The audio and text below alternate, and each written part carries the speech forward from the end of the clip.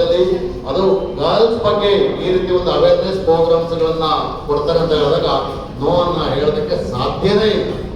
ಇವತ್ತು ಅಭಯಚಂದ್ರ ಸರ್ ಅವರು ಬಂದು ಈ ಒಂದು ಸೆಷನ್ ನ ತಗೊಂಡು ವಾಂಡಾ ಪವರ್ ಇಂದ ನಮ್ಮ ವಿದ್ಯಾರ್ಥಿಗಳಿಗೆ ಏನೇನು ರೀತಿಯಲ್ಲಿ ಸೇಫರ್ ಸೈಡ್ ಇರೋದಕ್ಕೆ ಸಾಧ್ಯ ಇದೆ. ಯಾಸ್ಪರ್ ಇದೊಂಥರ ಪ್ರಾಕ್ಟಿಕಲ್ ಸೆಕ್ಷನ್ ಇದ್ದಂಗಿತ್ತು. ನಿಮಗೆ ಗೊತ್ತಿಲ್ಲ, ನಾರ್ಮಲ್ ಆಗಿ ಸ್ಟೂಡೆಂಟ್ಸ್ ಗಳಿಂದಾಗಿ ಯಾವುದೋ ಒಂದು ಪ್ರೋಗ್ರಾಮ್ಸ್ ಮಾಡ್ತೀವಿ ಅಂತ ಹೇಳಿದ್ರೆ ಮೇಲೆ ಹತ್ತಿ ಬರ್ಬೇಕಾದ್ರೆ 10 ಟೈಮ್ಸ್ ಯೋಚನೆ ಮಾಡ್ತಾರೆ, ಎಷ್ಟೊತ್ತು ಮಾತಾಡ್ತಾರೆ ಫಸ್ಟ್ ಥಿಂಗು, ಈ ಪ್ರೋಗ್ರಾಮ್ ಎಷ್ಟೊತ್ತಿಗೆ ಮುಗಿಯುತ್ತೆ, ಬರೋ ಅಂತ ಅತಿಥಿಗಳು ಯಾರು, ಸಬ್ಜೆಕ್ಟ್ ಎಷ್ಟಿದೆ, ಸಬ್ಜೆಕ್ಟ್ ಲಾಸ್ಟ್ ಪಾಯಿಂಟ್, ಮಿಕ್ಕಿರೋರೆಲ್ಲ 3 ಫಸ್ಟ್ ಪಾಯಿಂಟ್ಗಳು ಇರ್ತವೆ.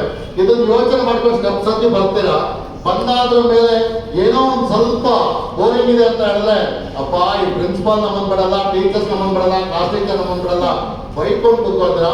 ಅಫ್ಕೋರ್ಸ್ ಅವೆಲ್ಲವೂ ಕೂಡ ಸುಳ್ಳು ಅಂತ ಹೇಳೋದಕ್ಕೆ ಇವತ್ತಿನ ಈ ಕಾರ್ಯಕ್ರಮ ಅಂತ ಹೇಳೋದಕ್ಕೆ ಬಯಸ್ತಾ ಇದ್ದೀನಿ. ಮುಖ್ಯವಾದಂತ ಕಾರಣ ನಮ್ಮ ಗುಪ್ತಾ ಕಾಲೇಜಿನ ನಿರ್ದೇಶಕರಾಗಿದ್ದ ಶ್ರೀಯುತ BS ಗುಪ್ತಾ ಸರ್ ಅವರು ಫಸ್ಟ್ ಈ ಕಾರ್ಯಕ್ರಮವನ್ನ ಮಾಡಬೇಕು, ತುಂಬಾ ಚೆನ್ನಾಗಿ ಬರುತ್ತೆ ಮಕ್ಕಳುಗಳಿಗೆ. ಬಹಳ ಅವರ ಒಂದು ಪ್ರೊಫೈಲ್ ಅನ್ನ ನೋಡಿದಾಗ ನಮ್ಗೆ ಅನ್ಸುತ್ತೆ ತನಗಾಗಿ ಏನಿಲ್ಲ ಎಲ್ಲವೂ ಪರರಿಗಾಗಿ ಅನ್ನೋ ಮಟ್ಟಿಗೆ ಜೀವನವನ್ನ ಸಾಧಿಸೋ ಬಂದಂತವರು ನಮ್ಮ ಅಭಯಚಂದ್ರ ಸರ್ ಅವರು.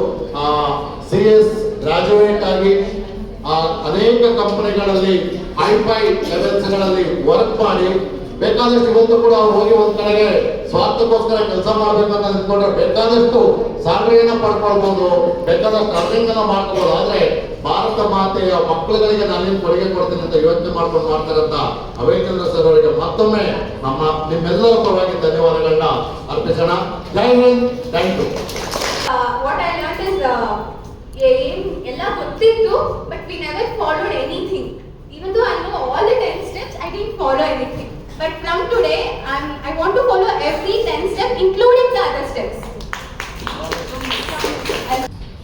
Before that, when I attended, I thought that it is going to be a boring lecture for us. Yeah. But now, however, the way you started, the way you ended, it was totally concentrated session for us. Thank you so much.